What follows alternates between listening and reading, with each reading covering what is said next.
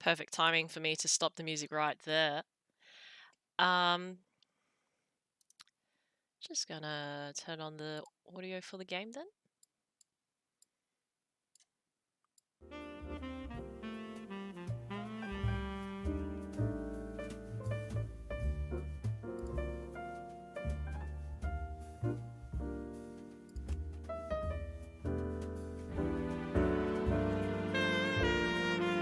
Gonna do our usual audio check, so give me 1 second.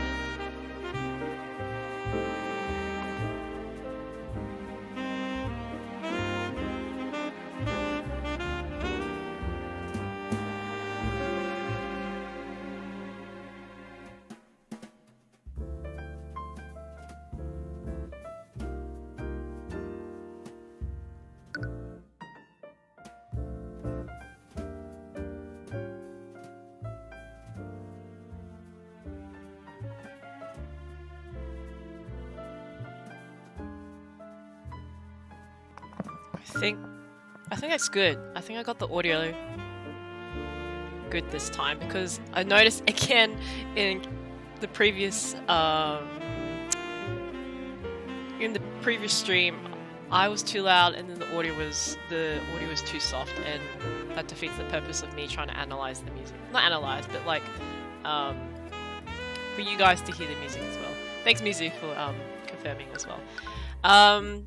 But yes, hello my Piterians, my name's PitTan. We are playing Tyrion, Cuthbert, turning up the Arcane.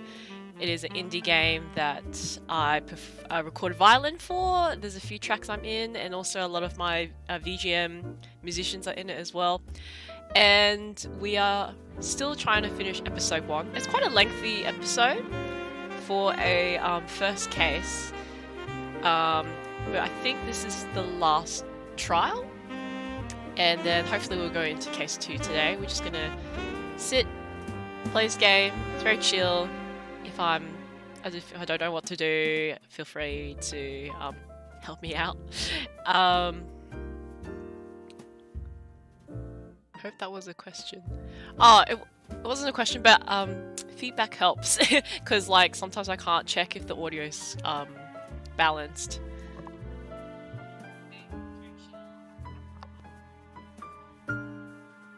At least from what I'm hearing playback. Yeah, no, thank you so much. Also for my fellow Asians or those that celebrate it, hope you had a good Lunar New Year. It's still going, so hope you get your red pocket. Hope you have really nice family gatherings. You know, be good to everyone, enjoy the food.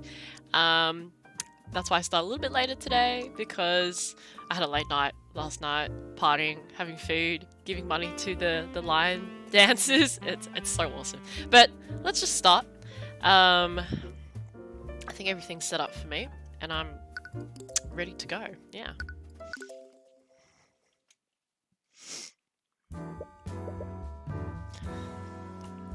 Okay. Alright, it's time. Hello, Cuthbert. Oh, hi Miss Tamora. You're a lot less jumpy than you were yesterday. I'm glad to see you were finally getting used to things. So what did you find in your investigation? You tell Miss Tamora about everything you learned over your investigation. There aren't a lot of clues that point to what actually happened. Yeah, I know. A lot of details about the crime scene, but nothing about the crime itself.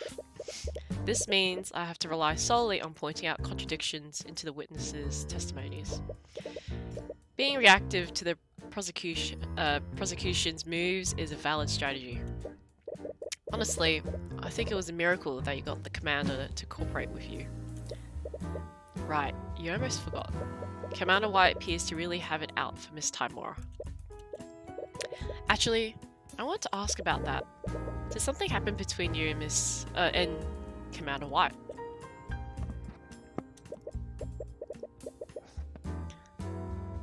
Miss McCoy, please proceed to the courtroom with your counsel. Let's go, Tyron. No, not Tyron. Sorry, Tyrion. The trial's about to start. You should go. The judge is waiting. Right. Alright. Another secret is left buried between you two. Okay, for those that don't know the cases, hope you can just kind of quickly catch up on it from whatever's on screen. But the streams are all on my YouTube channel if you want to just like watch back. You can like skip through it, I don't know, or have it in the background whilst you work.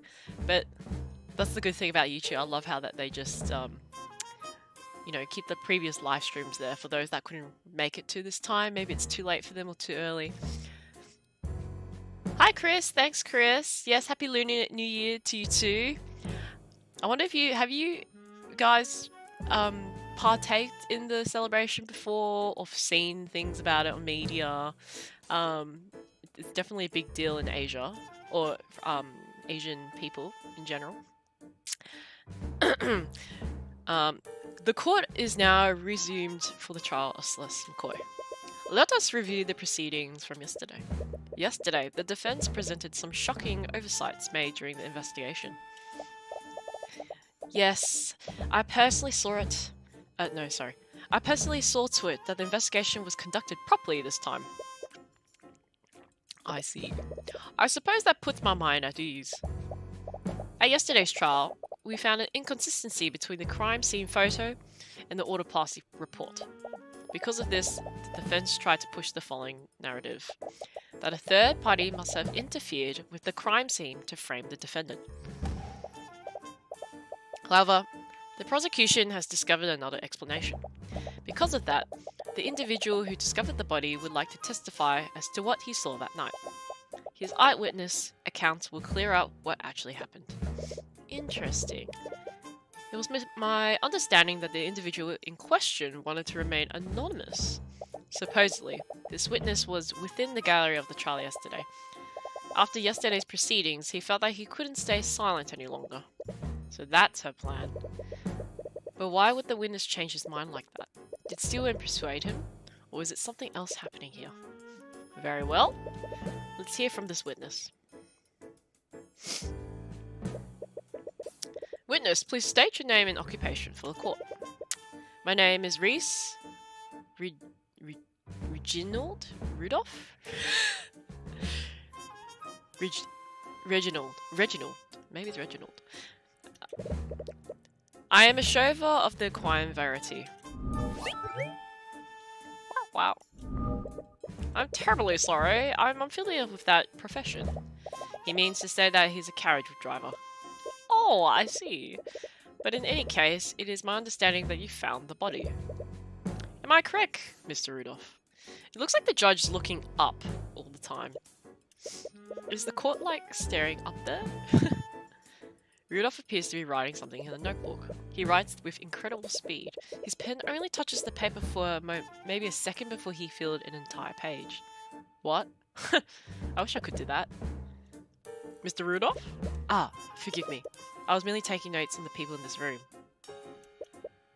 Taking notes? The witness has a certain compulsion to keep a record of every event that he witnesses. Is that all part of the plan? I wonder. Why, hello there, crochet mom. Celebrating. Yeah, I think that's a common misconception about mooncakes during Chinese New Year for those that are peering externally into, I know, Chinese New Year events. Mooncake is not during Chinese New Year. It's okay if you're mistaken. It's actually, yeah, like what you said, it's a mooncake mid-autumn festival during autumn in the Northern Hemisphere. So that's around August generally. I can't remember the meaning behind the mooncakes. That sounds really terrible of me. I remember doing a presentation in year 4 about mooncakes. I think it was just like an offering to someone. I can't remember, but I think, yeah, you guys can fact check me. But yeah, no mooncakes during Chinese New Year. Chinese New Year is all about, basically, it's like New Year's Eve, New Year's Day, but in the Chinese calendar. And we celebrate it with there's all these different symbols, like wearing red is lucky, and the older generation gives the younger generation red pocket, which has a bit of, you know, cash in it, which is great. It's just kind of like giving good fortune, starting the year with good fortune, you know, hoping the younger generation, you know, has a good life. Yeah.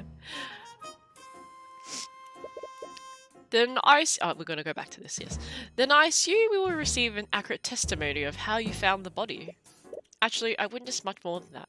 Yeah, so I think this guy, Rudolph, you know, the whole writing the notes and everything is just doing it for show, probably. My other prediction to this game. I saw the crime as it was being committed, and I wrote down everything that I saw. What? That is quite the claim. If that is true, why did you choose to remain silent until now? We had initially concluded that the evidence alone was decisive enough. Therefore, we need no time. Sorry. Therefore, we saw no need at the time for this testimony. However, those circumstances clearly changed during yesterday's trial. There's no way the prosecution wouldn't leverage eyewitness testimony from the start. Something else is happening here. Very well. Mr. Rudolph, please testify to the court about what you saw that night. Witness testimony. What's up? Miyashi Miyashi! She's on my lap again. Miyashi Miyashi! This phone's a bit bigger for her.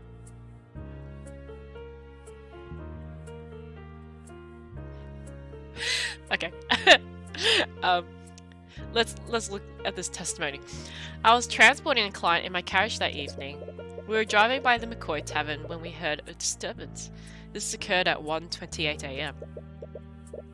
Worried that something was amiss, I walked into the establishment to see what the commotion was about. Then I saw the defendant. She was lit by blue glow. Okay, we found the contradiction already. Oh wait, no. No, I need to keep reading. Blue glow of the dining room lights. Yep, contradiction. There was no lights in the room. Yeah. He had stabbed Flintheart McCoy and was channeling magic into a sword.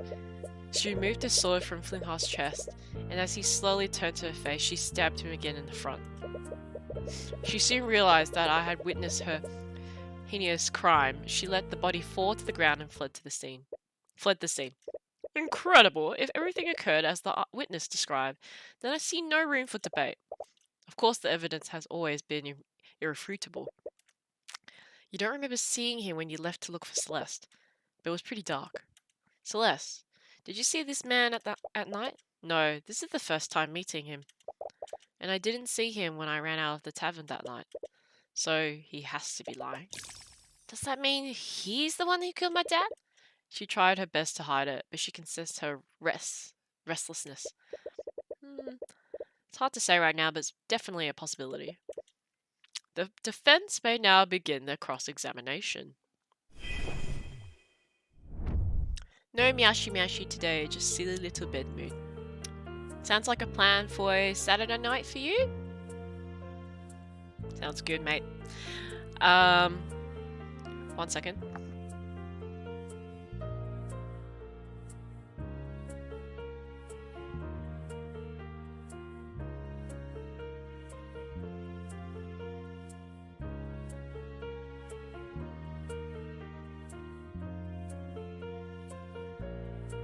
We're good. I was just checking the audio. I'm getting a little bit paranoid, but it sounds fine, so I'm not going to check anymore. Okay, so can I just press? Present, I meant, because there was no lights. Objection! We got it. Mr. Rudolph, you testified that you saw my client murdering the victim, and you supposedly saw her casting magic while doing so. Yes, I could never forget such a grisly sight. That moment was burned into my memory. I see. Well, it's funny that you say that. How so? Because your entire testimony was a complete lie. Okay. Are you accusing the witness of perjury? Surely. You know that such accusations can't be made lightly, Mr. Cuthbert. My accusation's far from baseless, Prosecutor Steelwind. Take a look at this report. The dining room lights are artificial devices that are powered by Arcane power cell. However, that same Arcane power cell was broken during the time of the murder. The dining room lights had no energy, and the room wouldn't have been pitch black. The witness couldn't have seen anything, much less a homicide. Wait, I can explain. There's no need, witness. You could have easily seen another source of light. Perhaps one of the McCoys lit a candle because of the blackout. The witness clearly described a source of blue light. A candle or a lantern couldn't emit a colour like that. Then the witness was clearly mistaken. The witness records everything he sees in his notebook. Turning against his word, so good. Yeah, thanks mate. Thanks for confirming, yeah. He remembers the exact times that each event occurred, so why would he be incorrect about such a clear and obvious detail? No, what the witness say was clearly some form of magic, and due to the lack of power, it couldn't have been artificial. It must have been an arcane spell. That's it! What is it, witness? I must have made an incorrect assumption. Look at him sweat, far out. Please allow me to revise my testimony. What do you think of this, Prosecutor Steelwind? If the witness wants to revise his testimony, then I see no harm in obligating him. And you, Mr. Cuthbert? If he thinks he saw something different, then it's only fair to hear him out. You tear through each of his lies no matter what he does.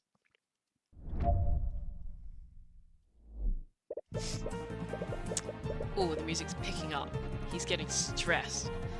I remember now. Yesterday, it was revealed that Flintheart was killed using magic. Must have seen Flintheart's daughter channeling a magic spell. The spell was called Mage Blade, am I right? Yep, we found the other contradiction. It's blue glow when it's a yellow glow, I think. That's it, the blue glow that I saw must have been created by Mage Blade. Okay. Time to press on that. So the blue light that you saw came from the defendant's magic. Mr. Cuthbert, you may proceed with your cross-examination. With pleasure.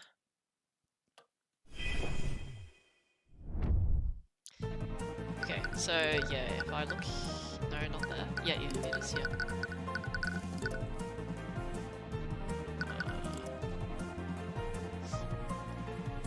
Yeah, yellow radiant glow. I'm gonna present on that. Objection! Objection! He's the killer, I saw him. You did? Did you? Did you see the killer? Do you want me to say your real name or your username? Please confirm, because I don't want to just say names. Yeah, Norre. To be fair, now I've never actually said your username out loud before. It's always your real name. Mr. Rudolph, you don't know much about magic, do you? Of course not. Are you trying to say that I could have recognized Celeste's Mage Blade? No, I admit that you probably wouldn't know what about Mage Blade, but that's exactly where your mistake was. My mistake? Mr. Rudolph, if you're aware of how Mage Blade works, then you would know that the spell emits a yellow radiant glow, which means the blue glow you saw couldn't possibly be Mage Blade. This is ridiculous. I grant you that the witness clearly remembers seeing a blue glow. But what significance could such a minor detail have? It's extremely significant, Prosecutor Steelwind. The witness did see a blue magical glow, then he must have witnessed another spell at the scene. Preposterous. You don't have any evidence to back up that claim. Blue light made a large impression on the witness. He wrote it down in his book, and he specifically mentioned the color. There's no way he would be mistaken about something like that. So what did you really see, Mr. Rudolph? Did you see my client at the scene casting a spell that she couldn't possibly cast? Or did you see another mage at the scene? Oh well. Your Honor, the defense has no right to accuse the witness like this. Let me remind you that the perjury is a crime, Mr. Rudolph. If you are found to have lied in the testimony, you will be prosecuted. No, wait, please. Now that is quite enough of that. Here comes the prince. He is going to...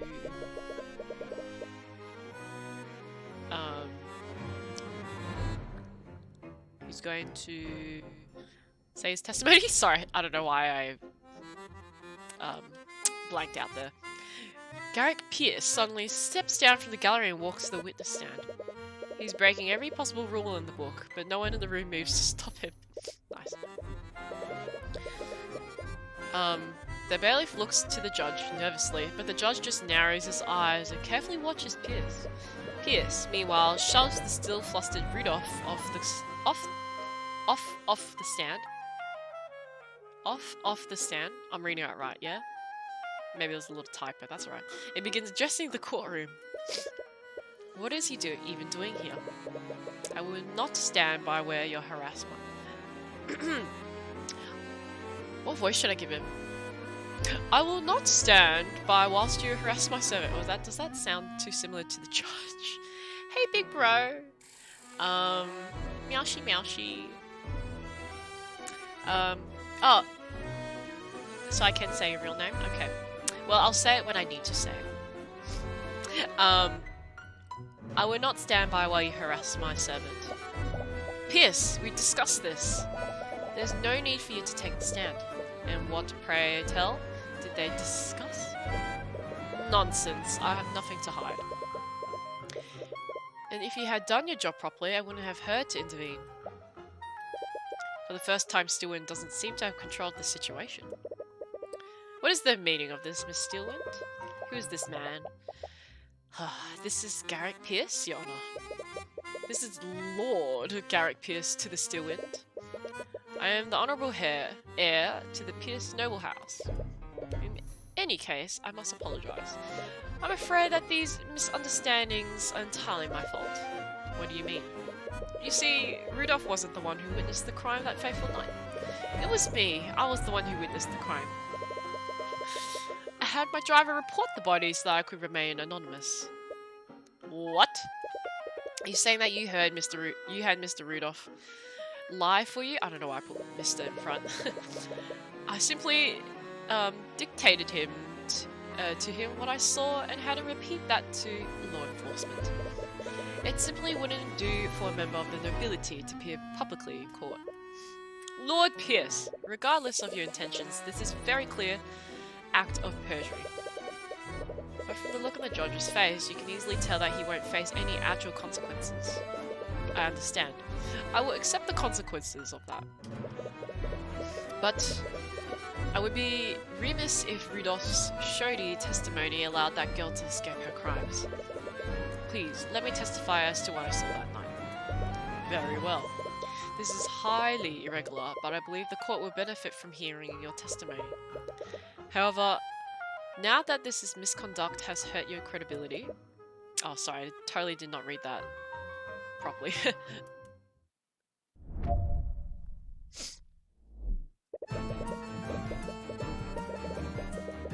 Follow your heart with the voices. Thanks, Chris!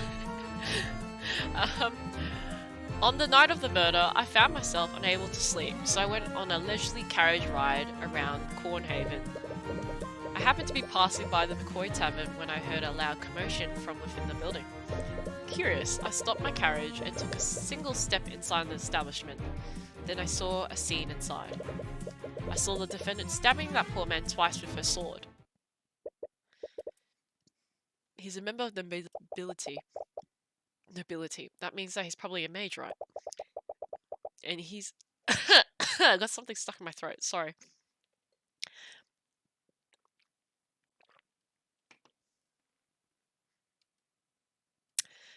The soy milk I currently have does not taste good. It's not off, but it's like, it's not the best soy milk. Do not get the Coles soy milk. That was the only thing I could get. Oh, sorry. Coles is a Australian grocery company, a bit like Trader Joe's, I guess, or yeah, like Trader Joe's, but like Walmart, Costco. I don't know, but like yeah, it's our grocery shop in Australia. So Coles is, you could say, like a Coles brand is like the home brand, and it just tastes a bit more bitter than usual soy milk brands. Anyway, and he's the only other mage that was there that night. Does that mean there's no doubt about it? He's the only person that could have left a trace of transmutation on the body. He has to be the mage that we're looking for. Sorry, this must be a lot for you right now. Don't worry about me. Focus on taking him down.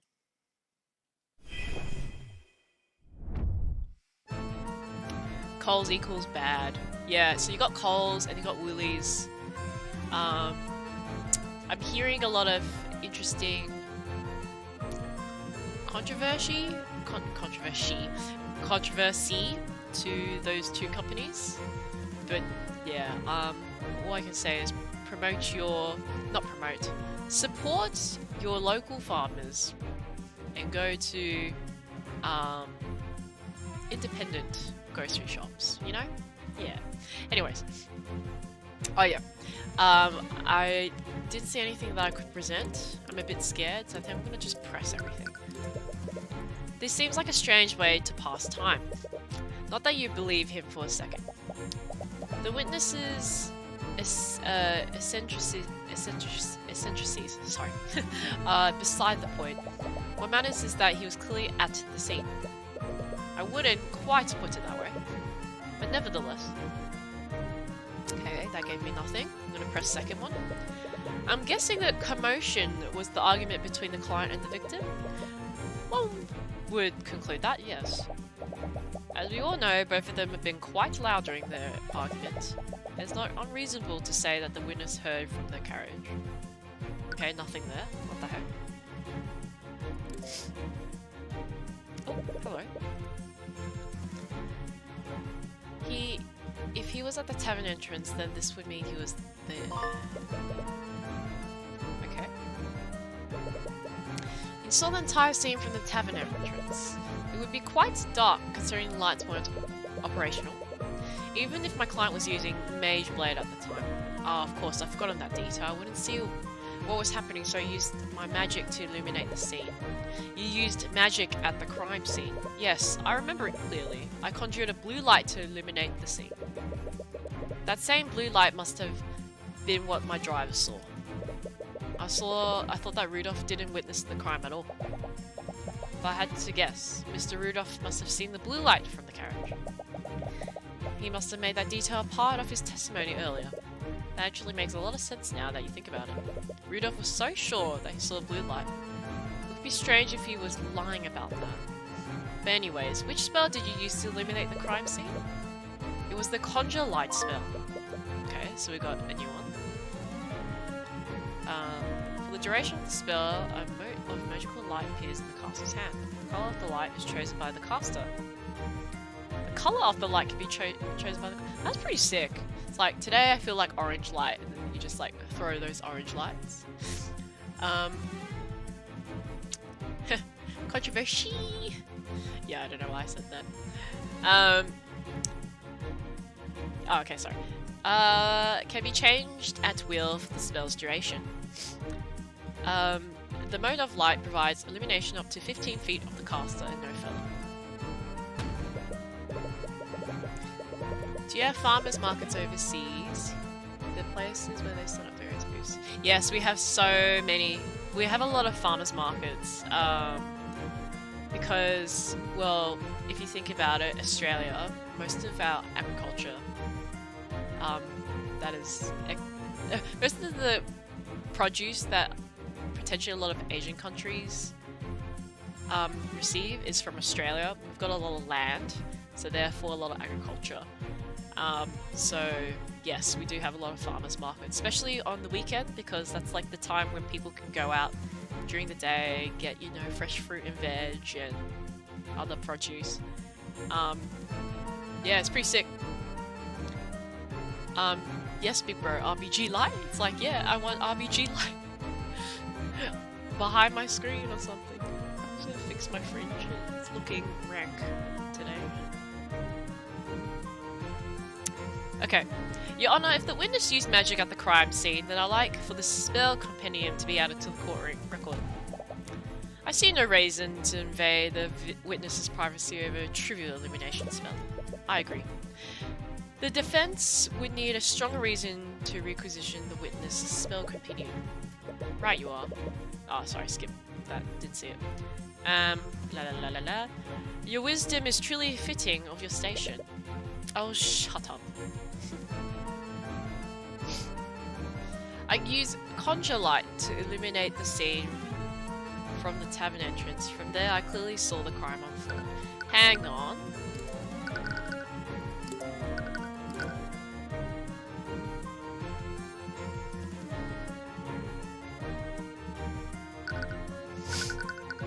Do you think I just press?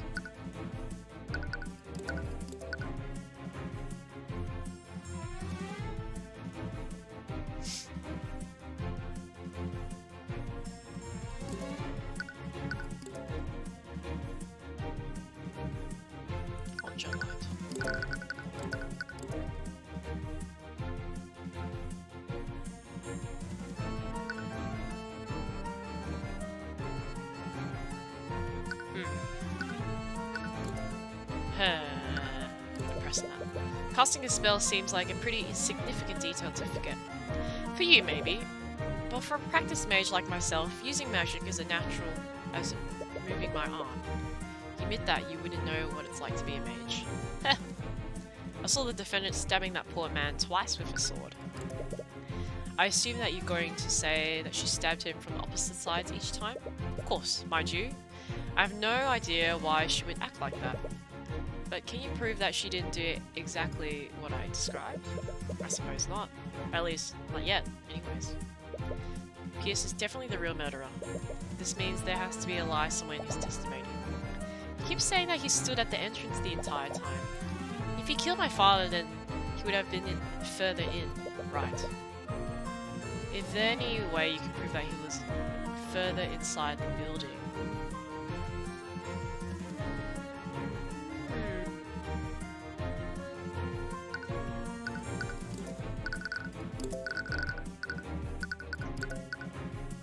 Okay, hang on. Oh, hang on. 15 feet. 1, 2, 3. Yeah, okay. But what do I press with that?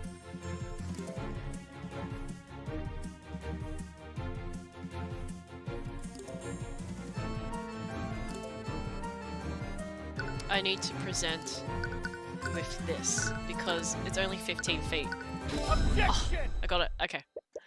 Lord Pierce, you said that you illuminated the scene from the tavern entrance, and you only took a single step into the building. Of course. I remember it very clearly. I stood only at the entrance. In that case, I'd like for you to take a step at the map. Take a look at the map of the tavern. If we take a look at this map, that would place you right here, where the W is. Am I correct? Of course, I was. I do not know what you wish to achieve by having me repeat that fact. Well, I find it interesting that you illuminated the crime scene from all the way back there. Considering that Conjure Light only illuminates an area within 15 feet.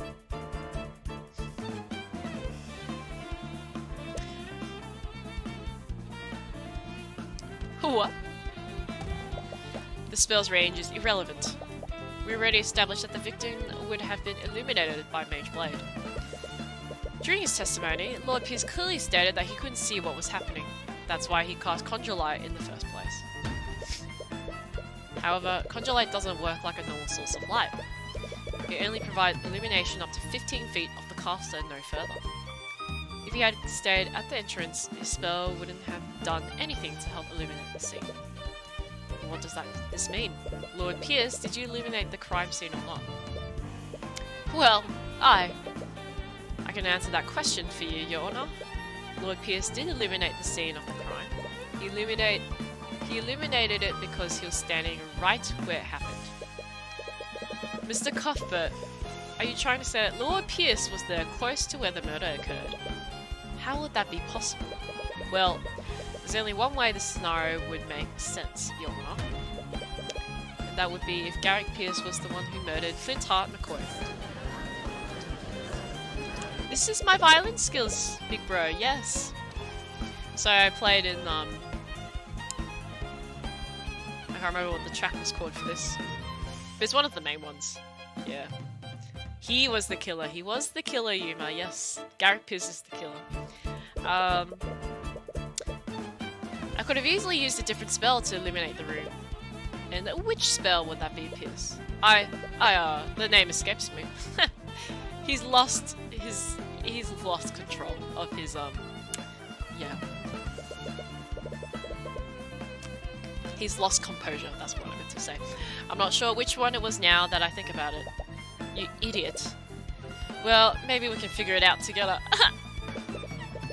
When you relinquish your spell compendium to the court. What? This is a clear violation of my privacy. He's losing it with his face. It's great. I love it. I love the different facial expressions. Steelwind, why aren't you objecting to this?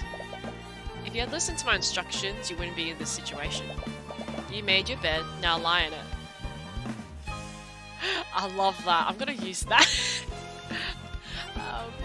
Throw him to the lions. Yep. Steelwind, you treacherous.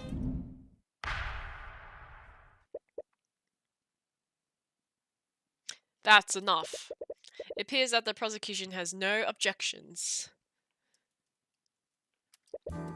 With everything that has occurred, I must say that Lord Pierce relinquished his spell compendium to the court. Ooh, let's see what he has. Caster creates a simple, harmless visual effect around his hand. This effect will last for as long as they maintain concentration on the spell. Conjuring water. Causes water to magically flow out the caster's hand. The water will flow so long as the cast blah blah blah. Ice. Anything caught within range is hit with a blast of extremely cold air. Liquids hit with will be immediately frozen, and organic life will immediately enter stages of hypothermia. Liquid. Shape liquid. Point index at the target. While concentrating on the spell, the caster can magically manipulate up to 10 liters of liquid and form it into a complex shape. Into complex shapes. At any time, the caster can choose to freeze the liquid and solidify it its current shape. While frozen, the caster can also choose to make the liquid instantaneously melt. He probably used that spell for to kill Flint Hart. Good job, we got the spell compendium. With that, this case is as good as yours. Or was it? She didn't even try to stop you from taking his spell compendium. She wouldn't let that happen just the spite of Lord Pierce. Definitely still has something up her sleeve. Your Honor, I've looked at the spells in Lord Pierce's compendium.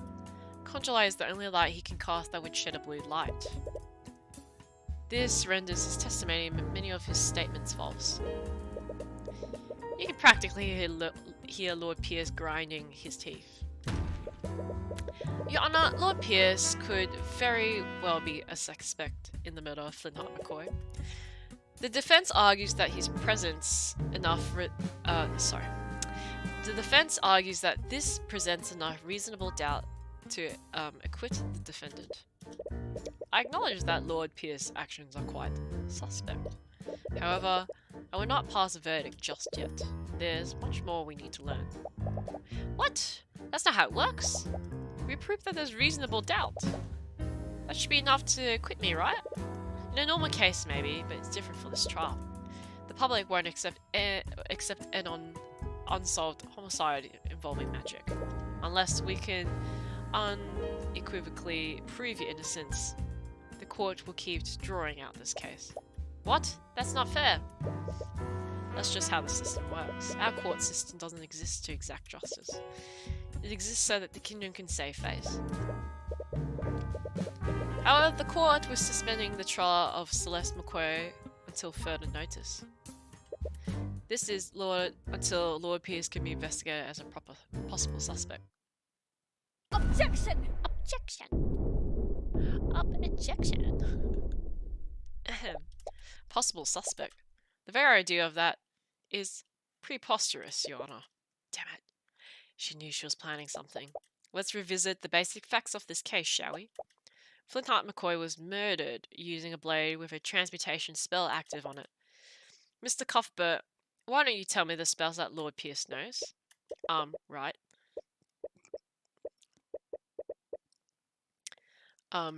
His spells are Prestidigitation, Conjure Light, Conjure Water, Frostwave, and Shape Liquid. You realised it too, haven't you? Lord Pierce doesn't have any transmutation spells that can be channeled through a solid object. What? That can't be. That can't be right. Aha! You're right! You're absolutely right, Lady Stewart.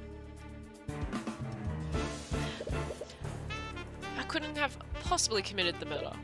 I see. With that in mind, that will leave the defendant as the only possible killer.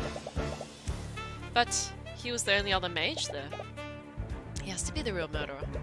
But he doesn't know any transmutation spells that can affect a solid object.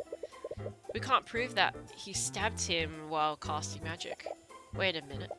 How did he do it then? She's right. How did he do it? If there's trace of transmutation magic on the sword, then Flintheart was definitely stabbed by something magical. But none of his transmutation spells can affect a steel blade. Does that mean that he used something else?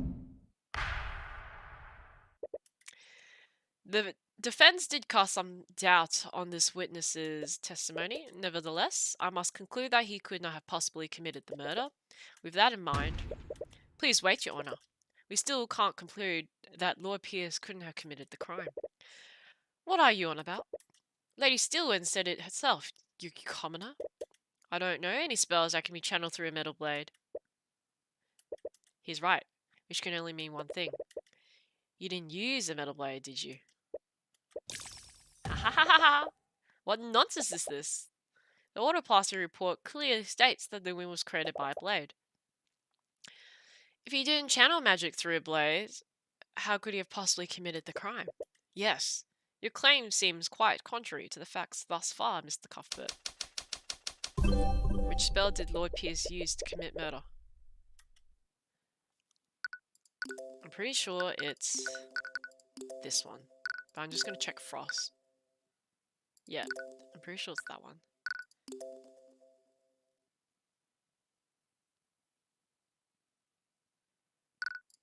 Sorry, just need to reread it.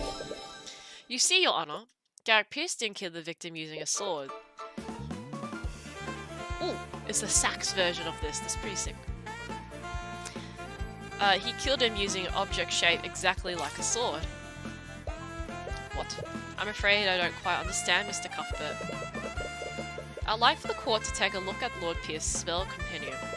Garrick Pierce knows a seemingly insignificant spell called Shape Liquid. With it, he can control a body of water and shape it into any complex shape he wants. Then he can freeze that liquid, maintaining its current shape. A shape like a sword. What? No. Is it possible that he... What do you have to say for yourself, Lord Pierce? What do I have to say? Pierce's breathing becomes more frantic. He's clearly not used to being put in a corner like this. You can see his stress and frustration emanating through the eye of Boris. You have him now. Time for the finishing blow. Ooh, I think this is another track I did. Oh, it is. I think it's called The Last Stand.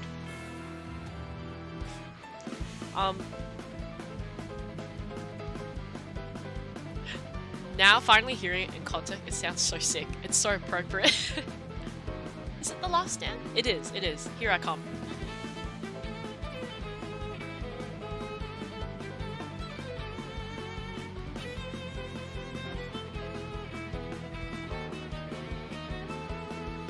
And then I play with Shady Cicada here, underneath.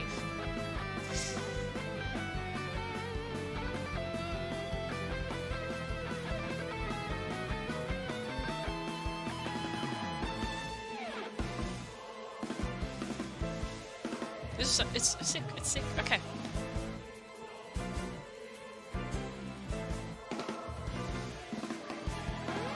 And then I play the same melody as Shady Cicada here on guitar. It's cool, okay. I'll tell you exactly what I have to say, you commoner. I'm not the one on trial here. You're here because that bastard child didn't know her place. She's just a peasant, yet she still learned the arcane arts. And you look what happened. I saw the murder, I witnessed everything. That girl used our holy arts to murder her father in a fit of rage.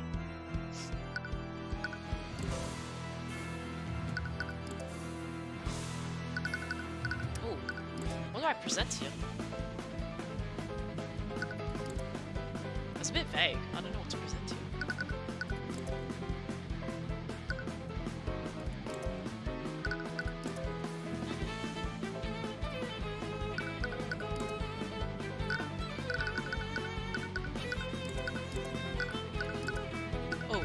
Oh, I don't know. I saw the murder. I witnessed everything. Do I just present that? You know what? I haven't done my daily save. No, that's not the same one.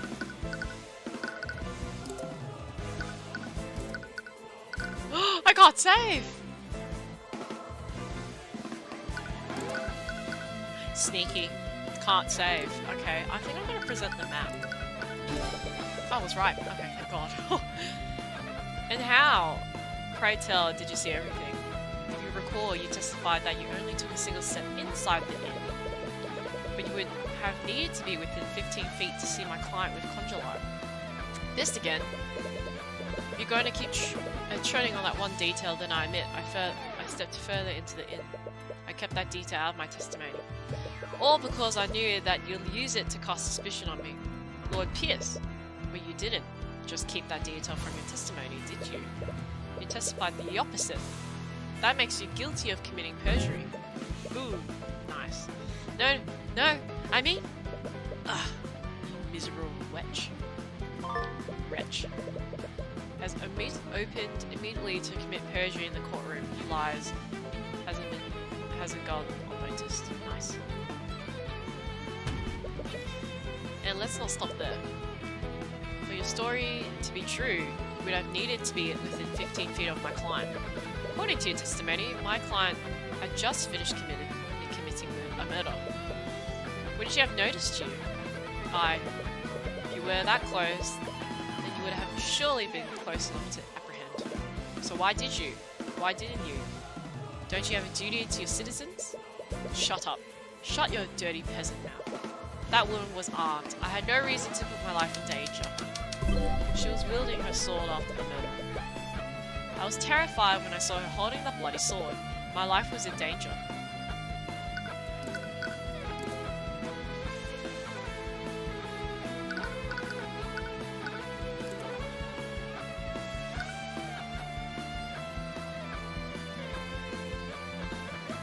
You couldn't see, yeah.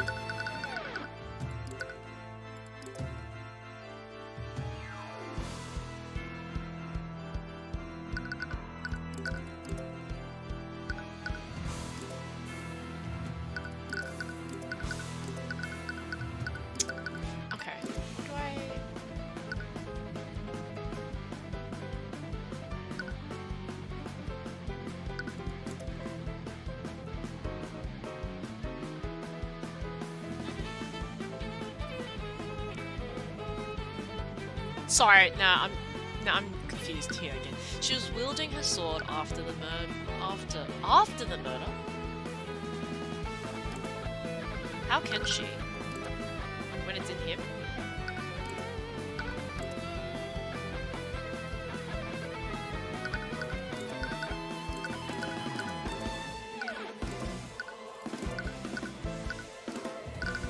Should I just present the sword?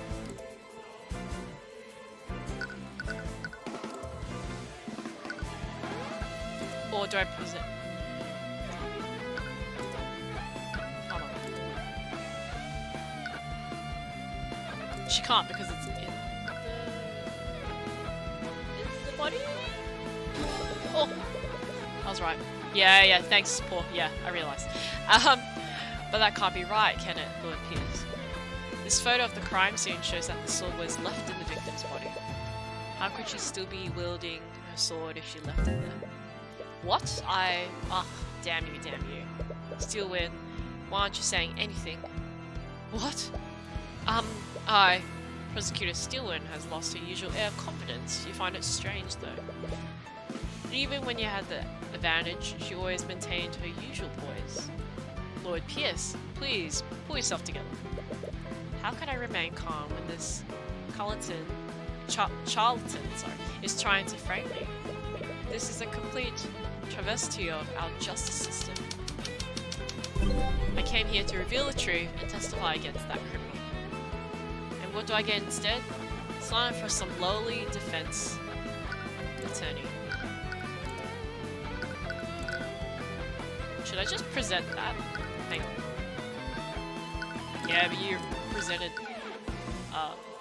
yeah. You talk about justice, but you've committed several acts of perjury to twist the outcome of your trial. This trial. You're clearly not acting in good faith. Oof! Another blow.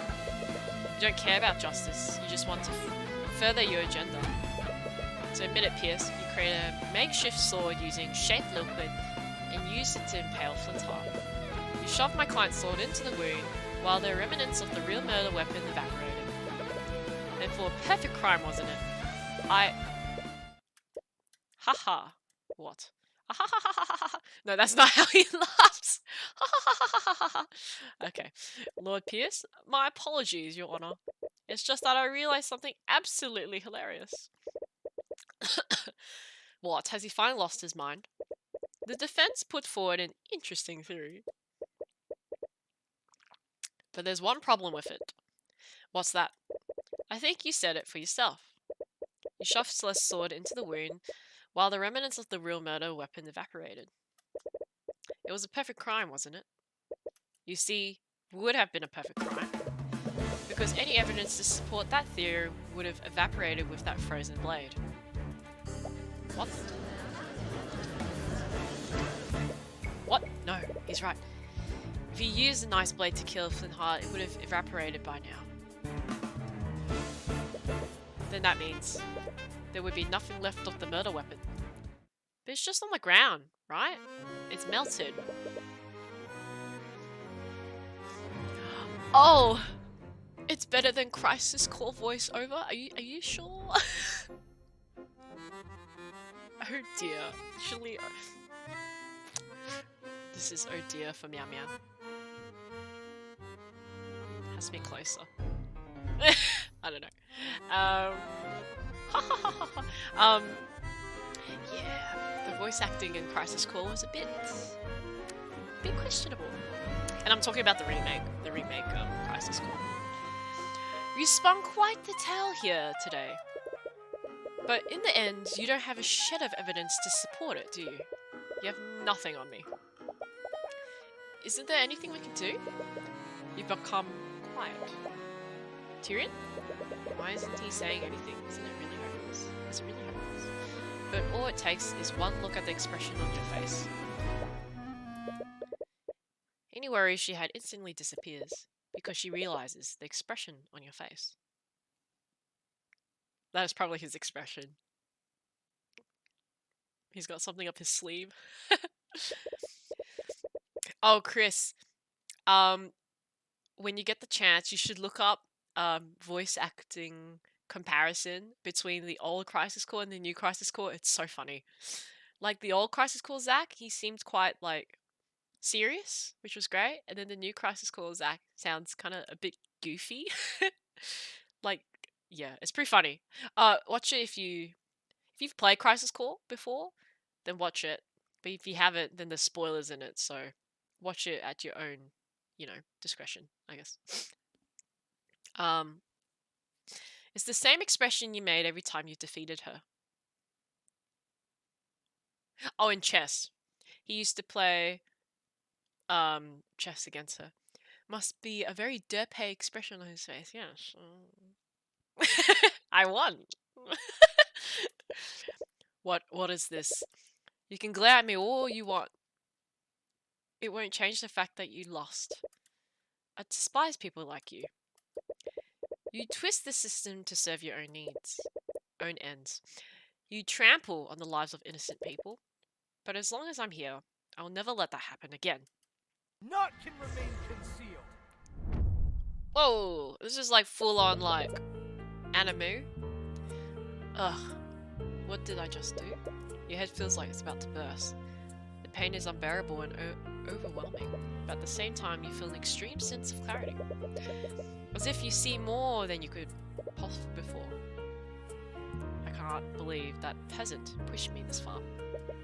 Once again, you see Pierce's thoughts through the eye of Horus. But the sensation feels different from how it usually is. It's more intense and potent this time.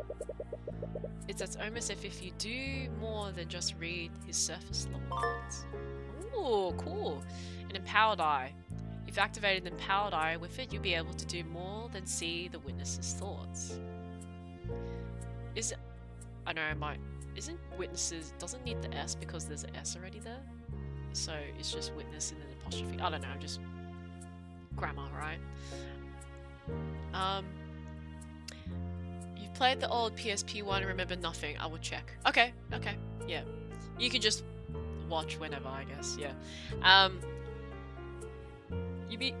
Excuse me. You'll also be able to affect what they think about it.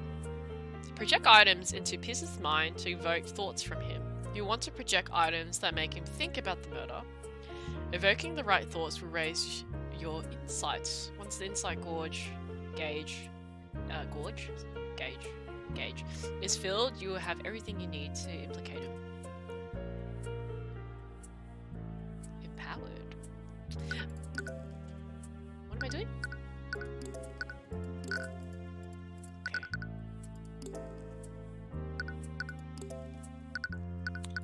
What should I... Oh, can I save now? Oh, I can save. Phew.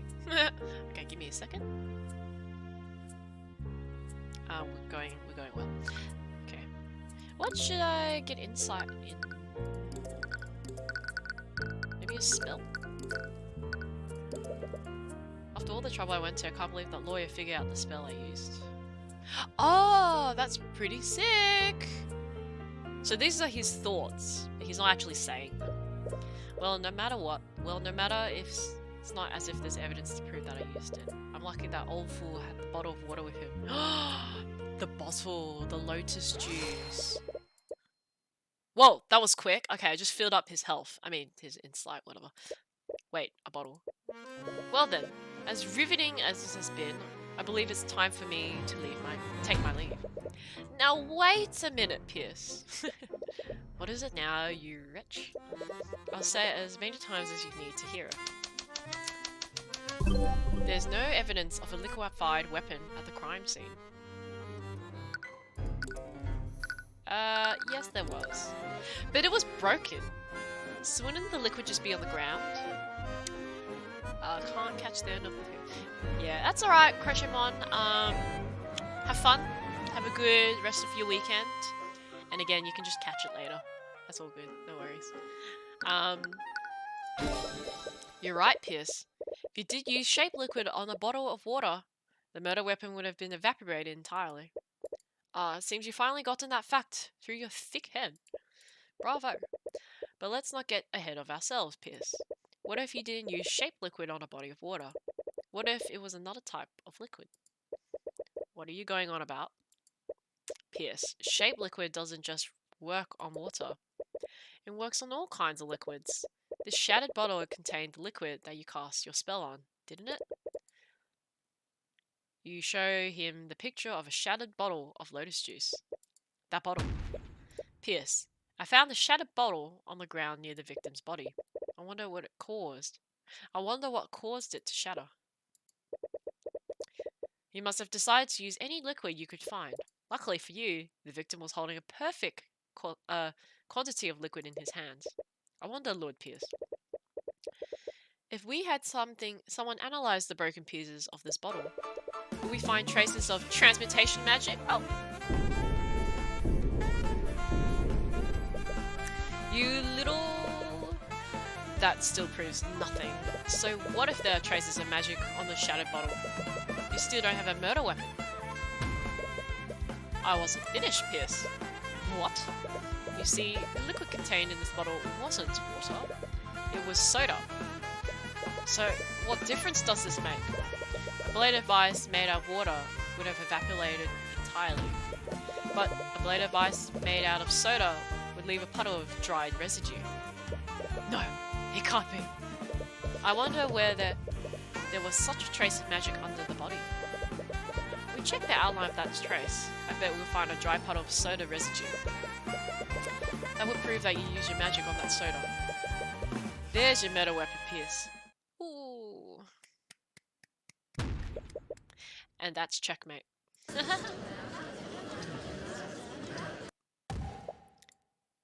Balliff, tell Aurum to analyze the crime scene at once. We must determine if this puddle of soda residue exists. The time window to find traces of magic is closing. So, we had a team search the crime scene for that soda puddle. I can't really believe it. But we found it. In fact, the outline of dry soda lines up exactly with the outline of the trace of transmutation magic.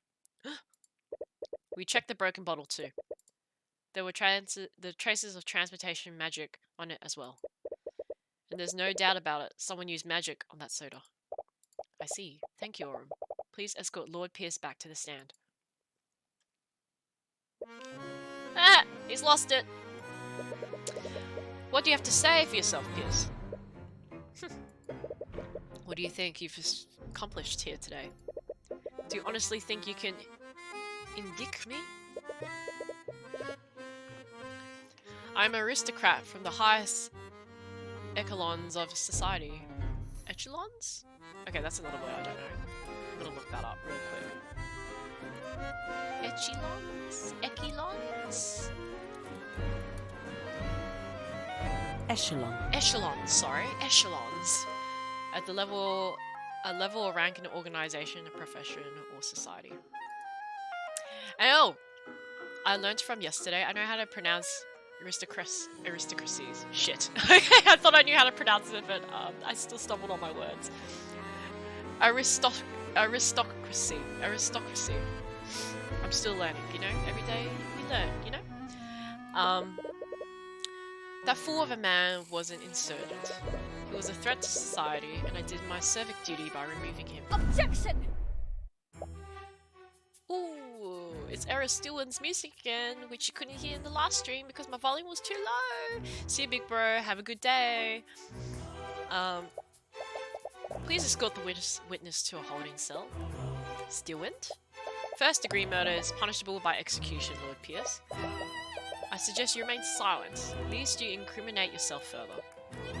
What? You can't be serious. Shut your insidious mouth.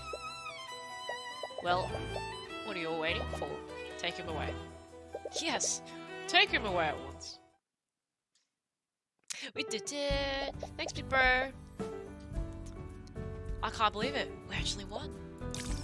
Tyrion, It's all she could do is hold back her tears. You don't need to say anything, your face says it all. Thank you. You more than executed my expectations today, Miss Timora. I'll be honest. When I realized that the murder weapon evaporated, I thought that the case was shot. I can't believe you were able to turn that around. It was just luck. If I had used water, would have been done for. It had nothing to do with luck. We were able to deduce which lick to use, and did it just by looking at the few sheds of broken glass. Your skills of deduction never cease to amaze me. That's not exactly true. But with Celeste though, you can't tell about your new ability. You are quite lively. There's no need for such hostility, though I wouldn't expect any less from the hound of an eye taker. Wait, what did she mean by that? You glance at Miss Timora, but when she meets your gaze, she immediately looks away. She looks like she's focusing, almost as if she protects herself from a certain eye. I must admit, I was hoping to test my blade against you directly. However, your protege proved to be a worthy adversary. Thank you? This is some kind of game to you. You talk about trials as if they're some kind of competition. Your action almost condemned an innocent woman to death. Our system operates by having two powers of opposition. When those powers are balanced, justice prevails.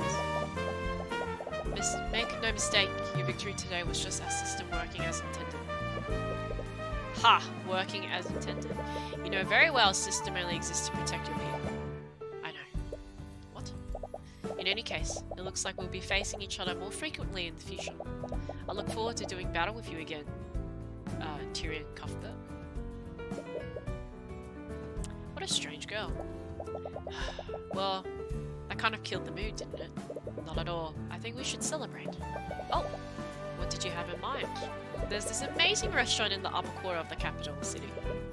They usually only serve nobles, but they let anyone in if they have enough gold. Wait, do we have enough gold? Of course we do. Don't worry about the details. I'll handle everything. Wait, just how much money does Miss Timura make? And so began my journey into the world of law and magic.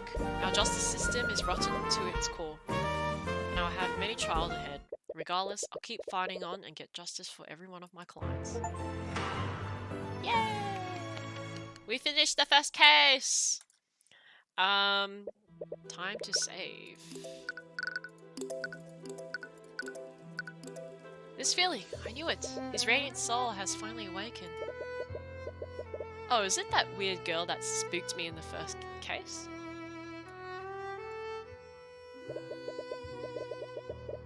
I can't wait for the day when I see his eyes draped in agony. That's intense. Oh, cool. So you just go... Wait. Huh? Oh, I just go new game and then I click case 2. Awesome. Okay, I'm gonna take a quick 5-minute break. So, give me a second. I'm just gonna... I'm gonna go to the bathroom. Okay. Be right back.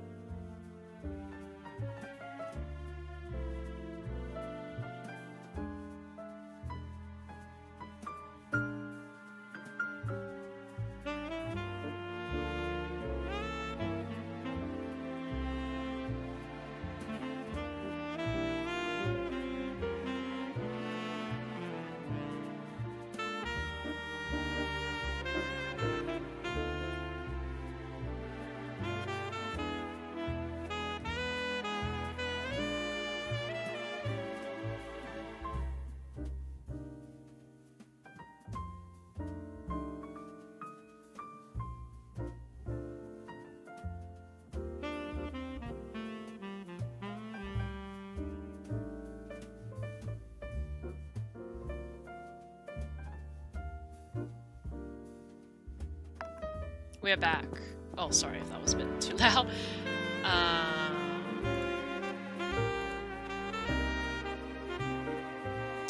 Moving into case 2. How's everyone feeling? How's your evening or morning been?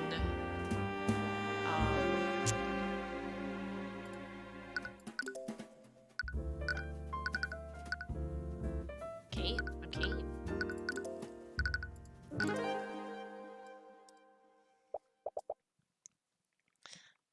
I'm gonna start case 2. Finally. I'll probably keep going for just about another under an hour, 50 minutes, 45. Not sure. We'll see. We'll see. Okay, so we got a new guy called Wallace Nightgrave. What voice should we give him? Okay, he's a student. Let me go. Has he had his voice crack yet? I'm not sure. Whoa, it's a nice environment. I'm not going anywhere until I see her. I'm sorry, Wallace, but she's already passed. There was nothing more that they could have done. How? This academy teaches the best mages in the kingdom. Are you telling me that they couldn't do anything? Her condition was much worse than we thought. The kingdom's magic isn't advanced enough to treat something like this. Lucio Steelwind can rain meteors from the sky. William Frager can teleport entire caravans across the continent. Are you telling me that your mages couldn't cure one disease? I'm sorry, I truly am. Emily. The Walking Dead. Cool. Someone had a disease. I'm sorry, Celeste, but there's no way out of this. What a nice library. Far out. Celeste's attention is sharply focused on the chessboard between you two. You can see her eyes quickly dart from piece to piece. Just give me a second, I can still win this. Celeste, there's no way for you to avoid checkmate next turn. Just surrender. She ignores you and continues staring at the pieces. There, what about that? Checkmate. Damn it! Would you two keep it down? We're in a library. Miss Timora glances at the chessboard. I hope you didn't spend the entire morning playing around. I've been working hard, Ruby. I've already learned 2 new spells, 2 new spell formulas since we got here. Well, at least that is that. What about you, Cuthbert? Well, your flustered stammering tells her exactly how much progress you've made. I couldn't find any books about the subject we've been looking into. You spend the entire day combing through the kingdom's imperial libraries, researching the Eye of Horus. During Celeste's trial, you awakened to a new ability that you've never used before. Up until then, you thought that the Eye could only see surface level thoughts, but during the moment with Garrett Pierce, the Eye of Horus was empowered, and you could see far more than usual.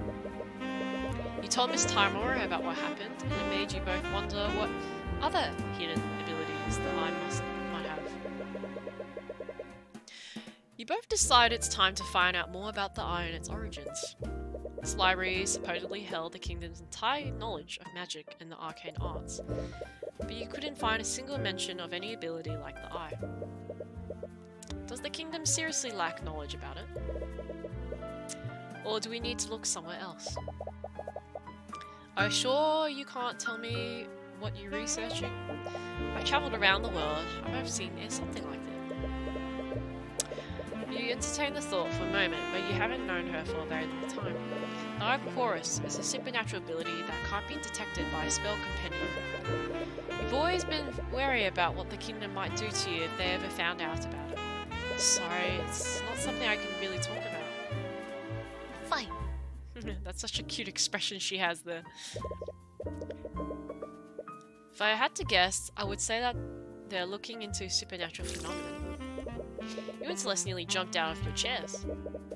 Oh, it's that girl that freaked Tyrion out in his dreams? You look over to where the voice came from. She appears to be a student at the academy. How long was she there? She didn't notice her presence at all. You also feel like she looks oddly familiar. I'm terribly sorry if I startled you, but I couldn't help overhear your conversation. Skillprin, As the girl approaches your table, you see another student frantically running after her. Eris, you can't just... Oh, I'm sorry. Oh, it's fine, Wallace. I'm sorry, but who are you two? Sorry, that was incredibly rude of me. My name is Iris Ilmater. Ilmater? Ilmater. Student. Okay. And this is Wallace Nightgrave. We're both students here. Ah, hi. To be rude. That was a private conversation. Just how much did you hear? I wonder. Reading about the supernatural is actually a hobby of mine. I might be able to help you with your research, Mr. Cuthbert. And what makes you so sure that it's what we're researching? Mr. Cuthbert has a bad habit of muttering to himself when he thinks. I assume that his research has something to do with the supernatural.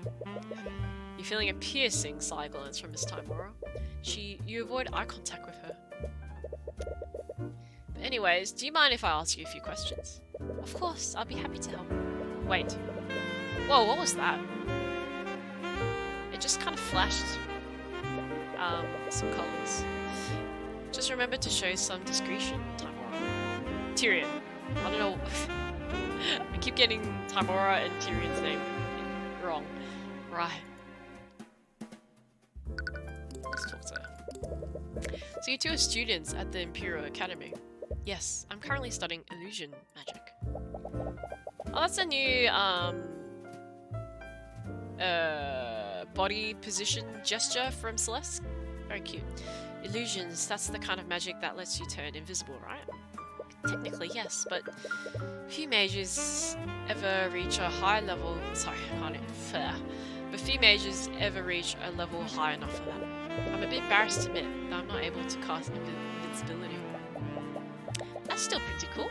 What about you, Wallace? Wallace has his own unique field of studies. It's probably not your place to pry. Everyone's talking about you two. Really? It's rare for the school to let any outsiders in.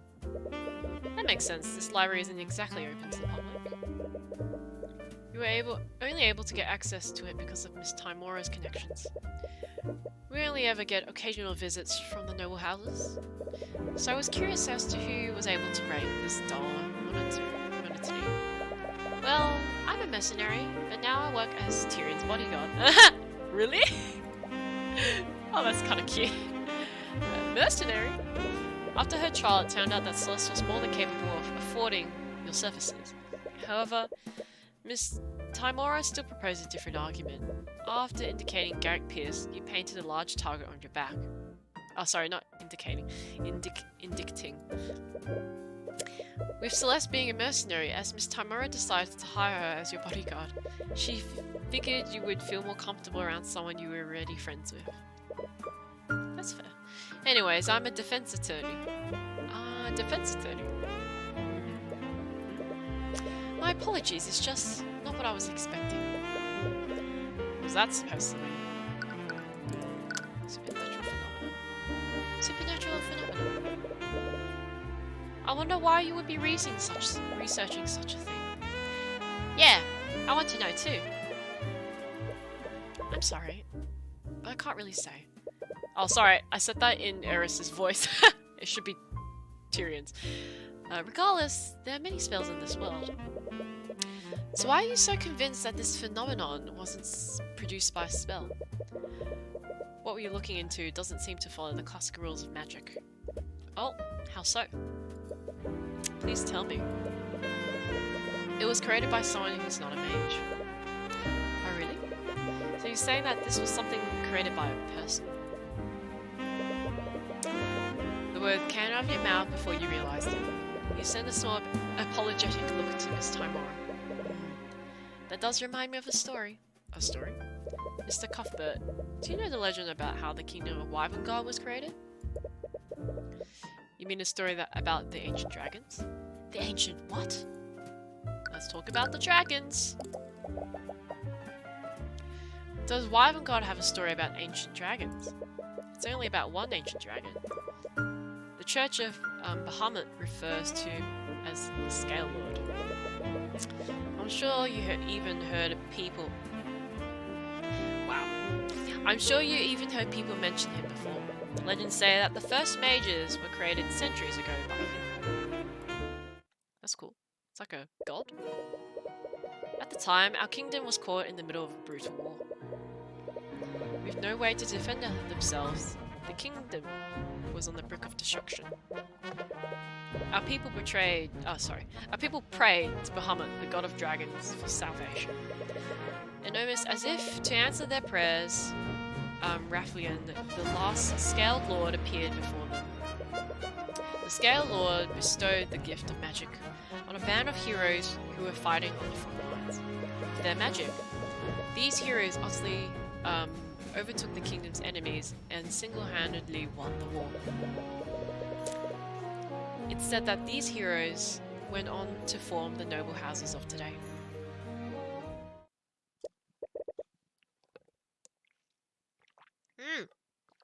Good morning, Barrick.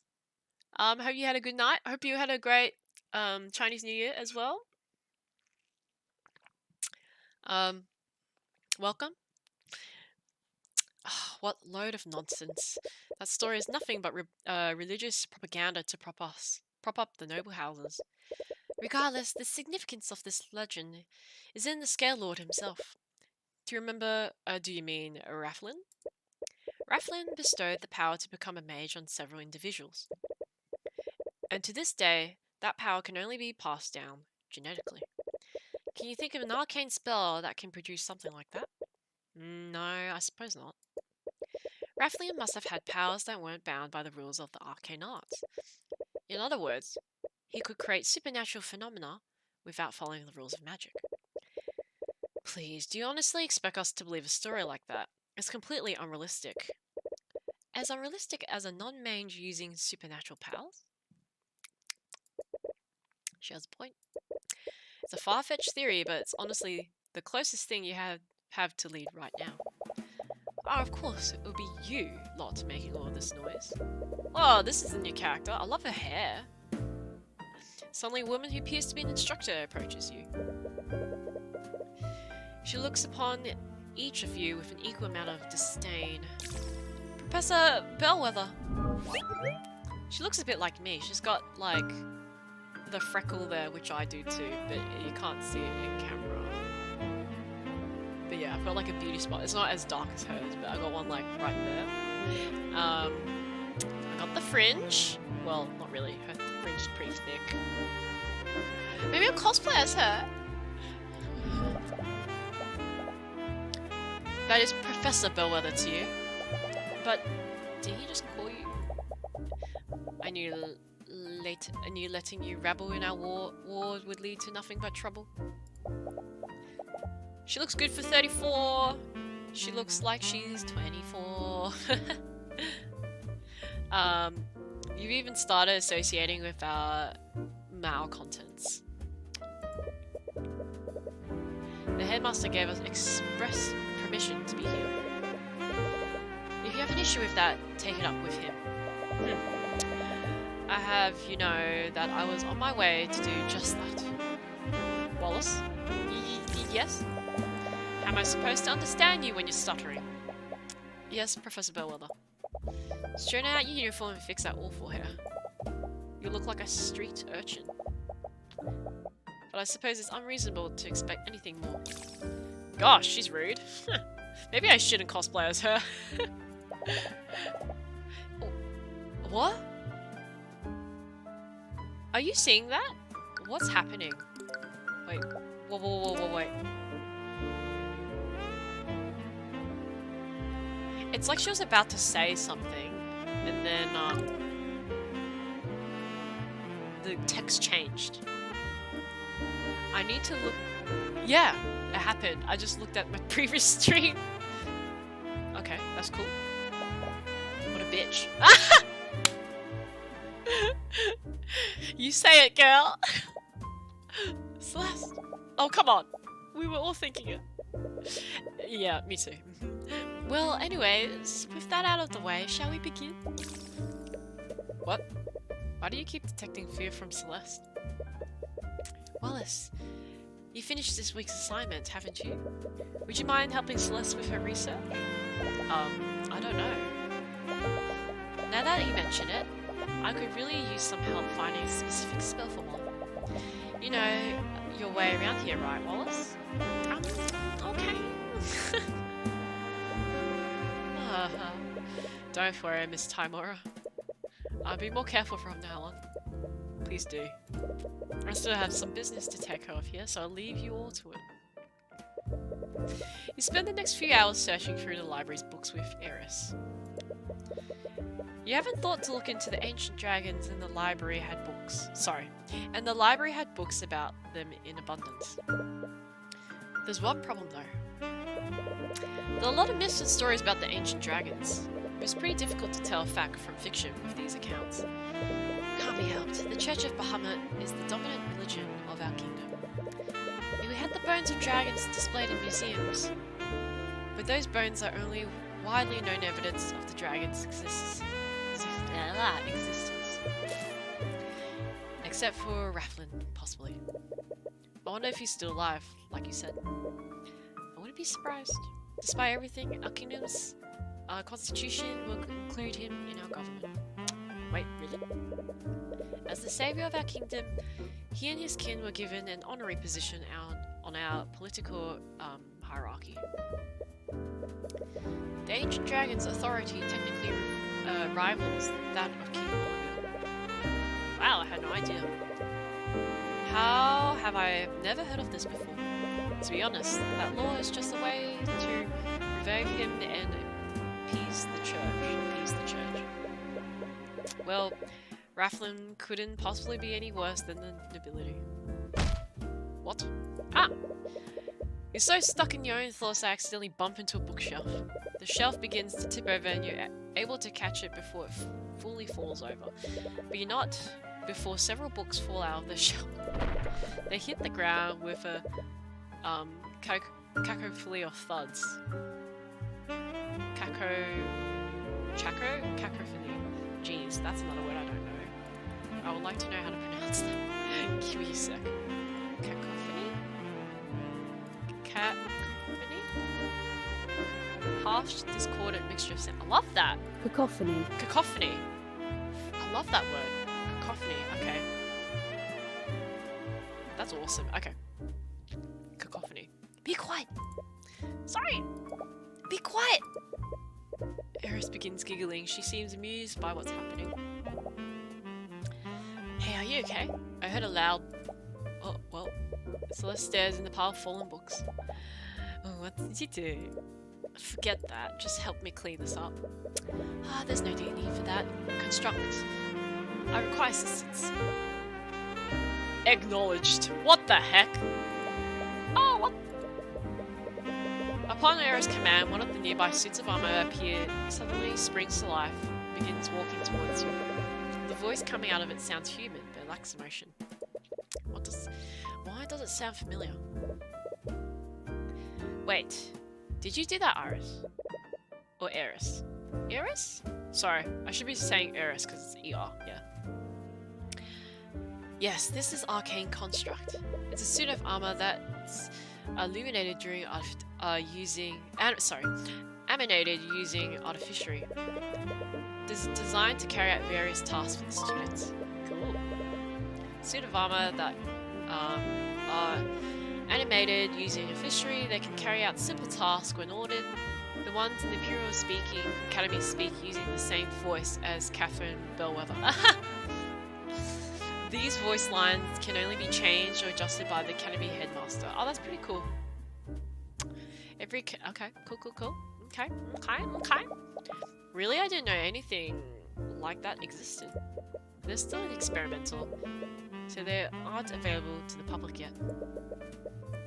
With that being said, Construct, please place these books back where they belong. Acknowledged. On Eris's command, the Construct begins quickly picking up the books. Moves with inhuman efficiency. Despite it having armor, okay, if it moves inefficiently. With efficiency.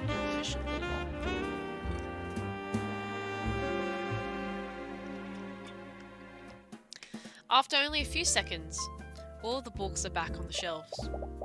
Wow. So they do whatever you tell them to do? Well, there are some limits to... Construct, tell me that I'm the fairest maiden you ever seen. That's so cute. Command rejected. Oh, poor girl. Don't worry, I think you're the fair maiden that I've ever seen. Oh, the poor girl. I guess they're not allowed to lie. Oh my god. Lamau. Okay. The construct's voice is just a series of pre-recorded messages. I'm not sure if you noticed, but it uses the voice of Professor Bellwether. Unfortunately, you can't make them say anything other than what's recorded. Only the headmaster can change those settings. Artificially can record audio. I've never seen anything like it. But you said that they're experimental, right? Maybe if I keep asking it, it'll just give up and do it.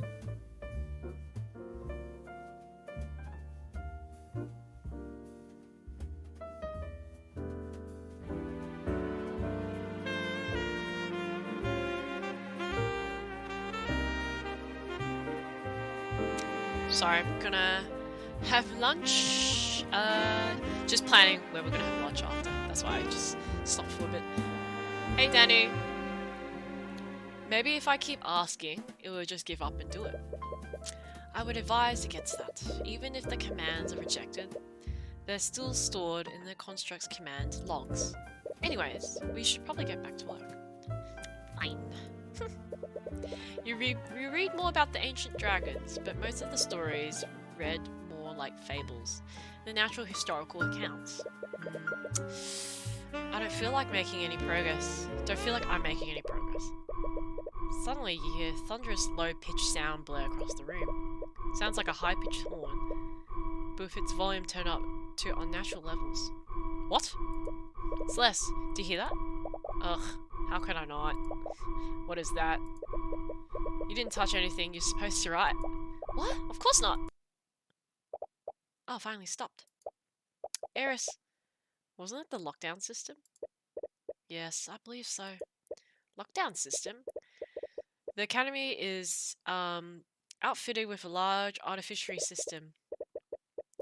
In a state of emergency, it will erect magical barriers throughout the building. State of emergency? Should we be worried?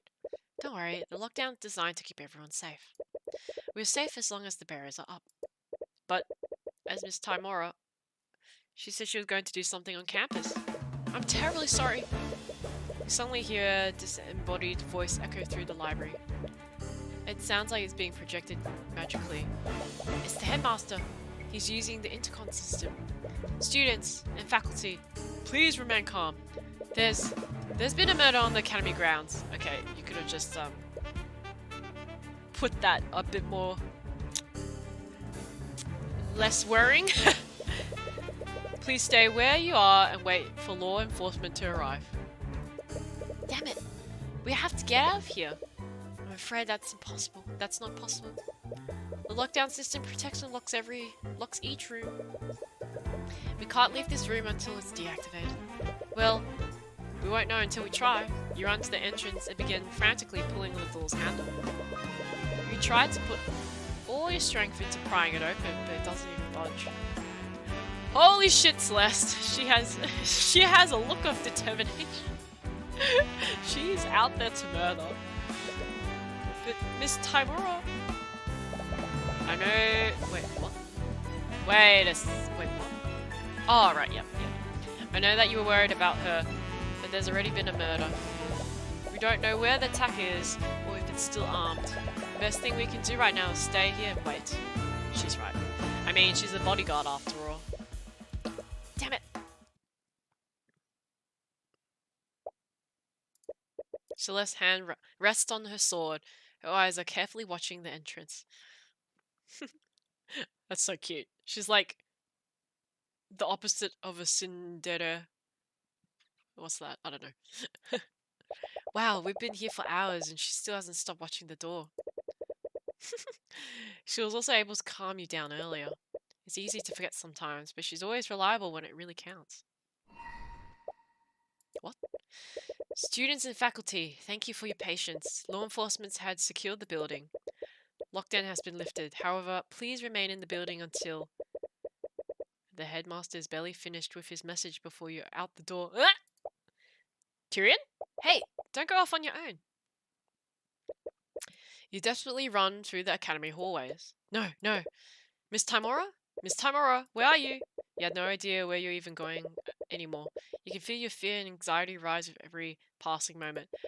Okay, if my prediction is correct, that would be so scary. Because I think in the first stream, I predicted that Miss Timora might be killed, and I really hope not now. Oh, thank God! Okay, she's not killed. She's alive! She's alive! Thank God. What's wrong? Why are you shouting? Miss Timora, calm down. You're hyperventilating. I heard that there was a murder and I've been looking all over for you. You worried about me? I just... You hug Miss Timora tightly as you've overcome with emotions. She's usually not receptive to affection, but you don't care. You're just relieved she's safe. Tyrion, there you are. And you're crying. I'm sorry, I didn't mean to worry you so much. We heard the announcement. Do you know what happened, Ruby? I do, but... You see Miss Timora glance at Wallace for a brief moment. For now, I think we should head to the foyer.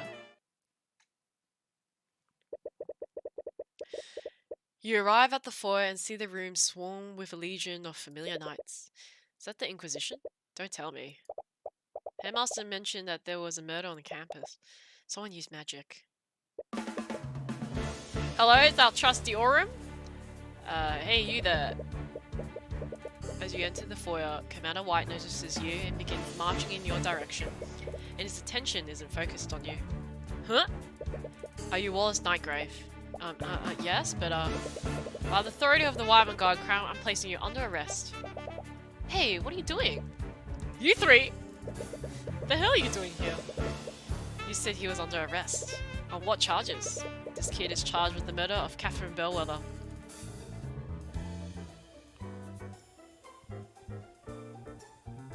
Well, I'm not cosplaying as her anymore. What? Wasn't that the professor you met at the library earlier? Like hell you're arresting him. He was with us in the library the entire morning.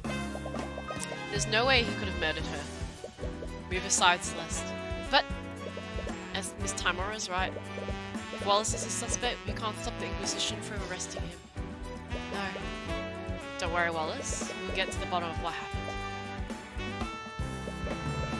Without a word, Wallace allows the Inquisition to drag him away. My apologies. I'm going to go and check on him. This is terrible. I still don't understand. Why would they suspect Wallace of all people? I'm not sure myself. Unlike most magical homicides, the school is filled with plenty of mages. There has to be a long list of suspects. Is there anything we can do? I'm going to go investigate what happened. Cuthbert. Yes? He hasn't accepted you as his attorney yet. You don't even know if you'll be working on this case. But I know that he's innocent. He's just... I can't... I just can't sit here and do nothing. Well, I clearly can't stop you. But please remember that being an attorney is your job. It's not charity work. Don't come crying to me if you run out of gold. Right. Anyways, I still have some business to take care of in the city. Will you two be okay handling this? Yes, we'll take care of this. Good. I'll leave everything to you then.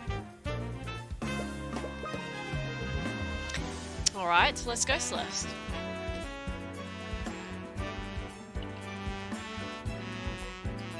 Right. Ooh. Time to save. We can still keep going. It's been a few hours since Wallace was arrested. You and Celeste were with him during the lockdown, so the Inquisition had to take your statements. But the more they questioned you, the more you could tell that they had doubts about your testimony. You need to do more if you want to establish an alibi for Wallace. That took longer than I expected. We've already lost a lot of time talking to the Inquisitions. But we should be free to roam around now. Where should we go first? Crime scene sounds like a good start, but we still need to figure out what actually happened. Ruby said that the body was found in Lecture Hall 2B. 2B or not 2B? It's in the west wing of the school. Alright, that seems like a good place to start. Should we just move or should we talk to her? Oops, sorry, that was a mistake. We should come back later. Yeah. Let's go to the... Ooh, this music. Nice. Knight, stop right there. As you try to enter the classroom, you stop by one of the Inquisition Knights. I'm the defense attorney for the accused. We have the right to investigate the crime scene. From what I've heard, this kid doesn't have an attorney yet. Right. You haven't been able to talk to Wallace about that yet. It's quite alright, let them in. Lady Steelwind? Do not call me that. While you work under me, you'll be addressed me as Prosecutor Steelwind. Yes, Prosecutor Steelwind. Ugh, what's that smell? As you enter the classroom, you find yourself inhaling sour and rancid odor. The stench is so overwhelming that your eyes begin to tear up. Don't worry, you eventually get used to the smell. What are you even doing here, Steelwind? I'm here to coordinate the investigation. Look around the crime scene. There isn't a single Inquisition Knight in the room. Isn't that the Inquisition's job? Due to the circumstances, I've decided to handle this case personally. Well, since we've got you here, can we ask you some questions about what happened? Can I assume that you're planning to defend this case? That would make you my opponent. What do you have to gain from helping you? Right. However, I would be willing to answer your questions, but only if you answer some of mine as well. Oh, okay. What could she possibly want to ask you? Questions for us. Mr. McCoy, it's my understanding that you were adopted. Oh, sorry, Miss McCoy. That's the girl. Would you happen to know who your birth parents are? Hey, isn't that too personal of a question? You agreed to answer my questions, didn't you? But I didn't think you meant... It's fine, Tyrion. I'm fine with answering if it helps Wallace. I don't know who my birth parents are. I'd never tried talking for them. I never tried looking for them. Talking for them.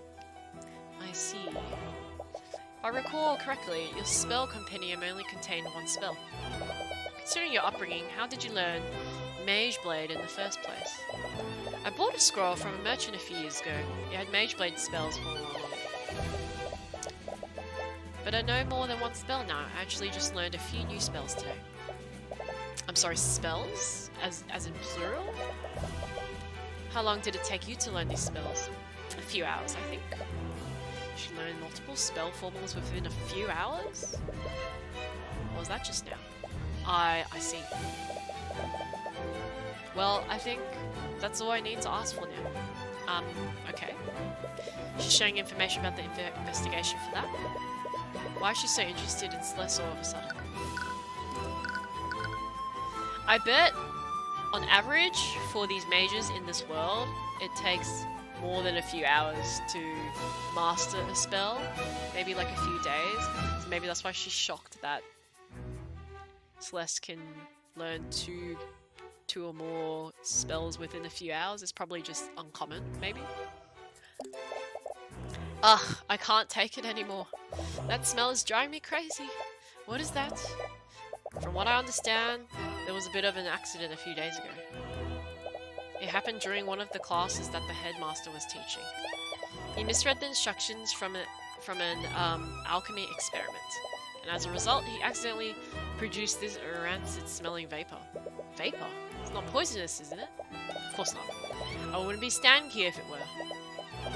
It's just extremely unpleasant to the senses. Weeks ago, headmaster performed an alchemy experiment, resulting in a rancid smell. Maybe that smell was created, and then maybe the murderer used that to their advantage for something else? PitTan's predictions for the second case? Okay, but do you know what happened here, Steelwind? Well, it all began when the City Watch received a call from the Academy. Supposedly, there was an attack on campus grounds and the entire building was put on lockdown. The City Watch set up a perimeter around the building while they waited for the system to deactivate. What? Couldn't the Academy have let them in once the scene was secure? I'm not sure about the specifics, but supposedly, the lockdown can't be shut down manually. You have to ask one of the Academy's admins if you want to know more. Anyways, you two were also present during the lockdown, am I correct? Did either of you see anything suspicious? No, but we actually met the professor that morning. She was still alive then. I see. That does match with the accounts from other witnesses. Do you have any idea where she went after you left the library? The headmaster gave us express permission to be here. Maybe the headmaster planned for those three to be in the library so that they could get an alibi or something, set them up. Maybe. Who knows? Okay. I swear I should definitely have like a notes section here to show my predictions. I really have to figure that out for next week. I think that's possible. I have you know that I'm always just on my way to do so. Do just that. She said that she was going to meet with the headmaster. He also mentioned that when I questioned him. She attended the meeting as planned. If the headmaster met with Bellwether, you'll probably want to speak with him next. She must have found her way into this classroom after. Would you happen to have a map of the academy? I do. I have extra copies if you like. What is it? There's only one direct path from the headmaster's office to this lecture hall. Well, I wonder if she took any detours. I'd love to see the map.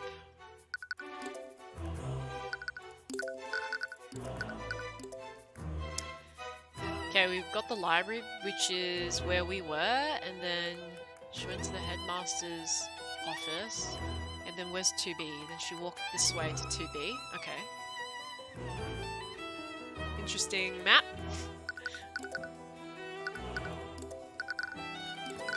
How was the body discovered? Do you know how the body was discovered? 2 members of the kitchen staff spotted her collapse inside this classroom. They reported the situation to the campus admin while they attempted to save her life, but it was too late. The professor had already passed away by the time any healers arrived. Those 2 staff members, who were they? I believe their names were Valentina and Valerie. Ianus. Sorry, I just said a terrible not a terrible word, but Ianus. Ianus? Okay. They're apparently sisters. Slightly unfortunate last name. Oren was the one who collected their statements. Did you notice anything off about their behaviour? From what he said, they had a few quirks, but nothing too suspicious. Quirks? He told me that they were running and spinning around him during questioning. Are they like... I have no idea. Perhaps they were still on edge after finding their co-worker murdered. You definitely want to speak with those staff members. Okay. Why is Wallace a suspect? We already told the Inquisitions this, but Wallace was with us the entire time. He wouldn't have committed the murder. Yeah, it was a perfect alibi. Strong maybe, but his alibi is far from perfect. Miss McCoy himself told us that there was a small time period where she wasn't with him. Right. It was when I came to check on you after you knocked over that shelf. I got a little lost on my way back to Wallace. But still, really lost each other for a few minutes. That may be, but unless his alibi is airtight, the evidence in this room proves that it was him. What do you mean? It'll be easier to explain once you explain it once you examine it yourself. Okay, let's examine. Oh, Tyrion, I almost forgot. Since this is our first official case together, I wanted to show you something that I learned. Okay, what is it? Repario Arcanum. Oh, so cute.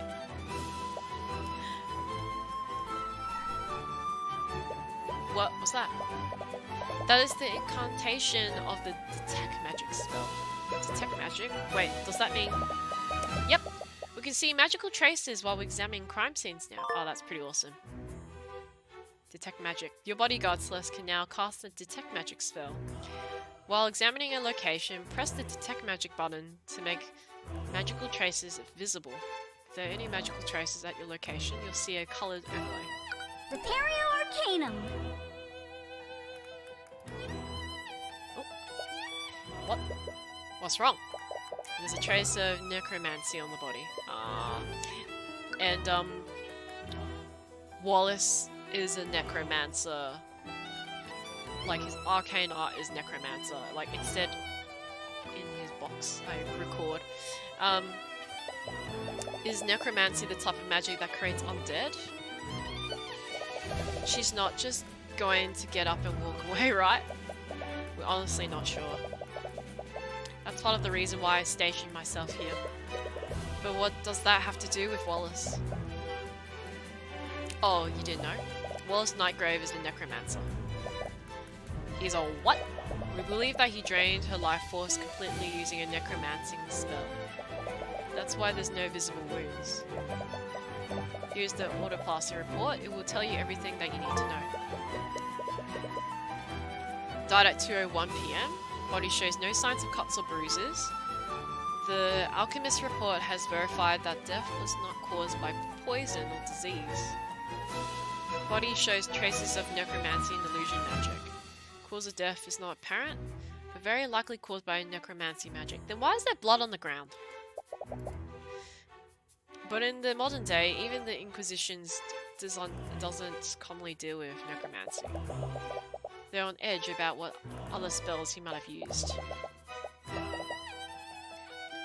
So I'm here to make sure that nothing unholy happens to the body.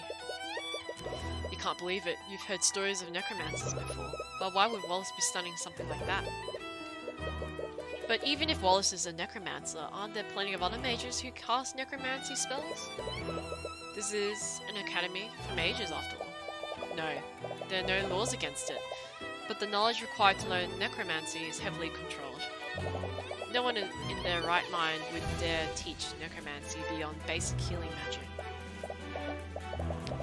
Frankly, I'm surprised even one student in the school was allowed to learn it. I can see why. But because of the specific piece of evidence, we know that he's the murderer. But it's still too convenient. It is the first time you've seen a thought from Stillwind. Normally you can only see thoughts from people who are stressed or excited. You doubt that Miss Stillwind is excited, so is something causing her to be stressed? Is there something you're not telling us, Stillwind? Because something tells me that this case isn't straightforward as you claim it is. If you truly believe that, then why don't you prove it? I can't see any more thoughts about her. You must be subconsciously guiding her mind now. But she's clearly hiding something. Let's look at this one. There's a trace of illusion magic next to the body. We believe that the suspect donned an illusionary disguise immediately after murdering the victim. Using his disguise, he discreetly made his way back to the library unnoticed.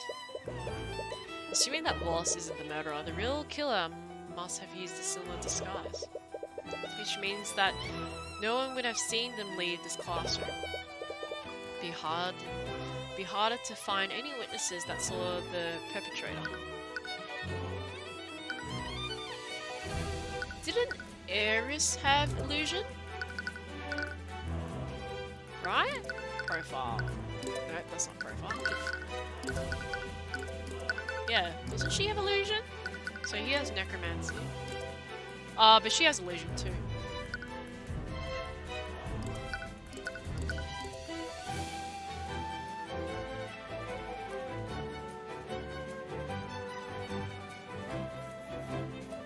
Unless the bellwether we saw was not bellwether and it was someone that was disguised as her?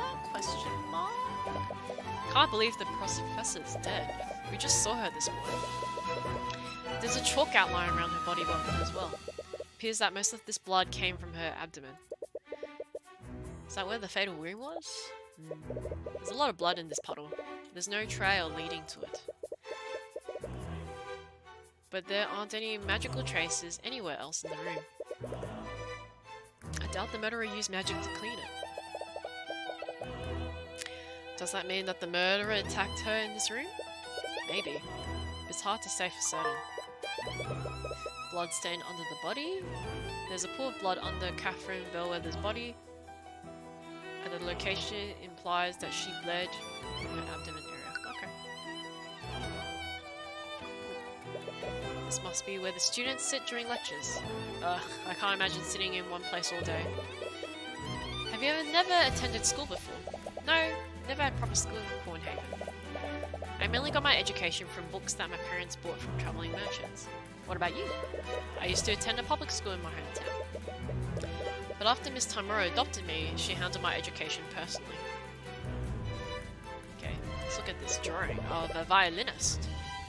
It's a painting of some sort of musician. There's some text written below it. Dr. Nicholas Grossu, inventor of the Arcane engine. His work was revolutionary trade and travel across the seas. He was well known for not discriminating between the common folk and the nobility, judging his assistants based purely on their merit. When he wasn't conducting research within the Imperial Academy, he was known to compose symphonies for the king in his free time.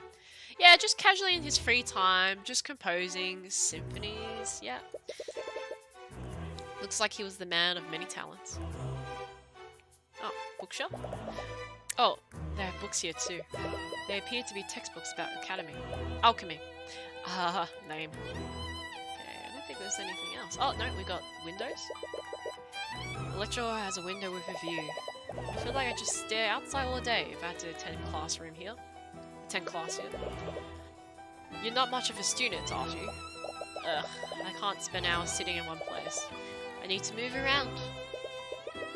She was pretty antsy while you were studying in the library earlier. How have you learned so many spells if you were so distractible? I don't know. I just learned the spell formula and cast stuff. I see. Is that not normal? Okay, I think I've searched around here. We talked to her. Do we just move? Oh, we should go to the kitchen. But I think I'm gonna stop it there because I'm getting tired. So I'm gonna save. We'll save it here. Yeah. And go back to the title screen. Okay.